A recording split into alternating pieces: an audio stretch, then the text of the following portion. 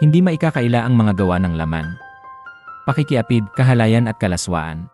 Pagsamba sa Diyos-Diyosan, pangkukulam, pagkapuot, pag-aaway-away, pagsiselos, pagkakagalit at kasakiman, pagkakampi-kampi. At pagkakabaha-bahagi, pagkainggit, pagpatay, paglalasing, walang habas na pagsasaya, at iba pang katulad nito. Muli ko kayong binabalaan. Ang gumagawa ng mga ito ay hindi magkakaroon ng bahagi sa kaharian ng Diyos.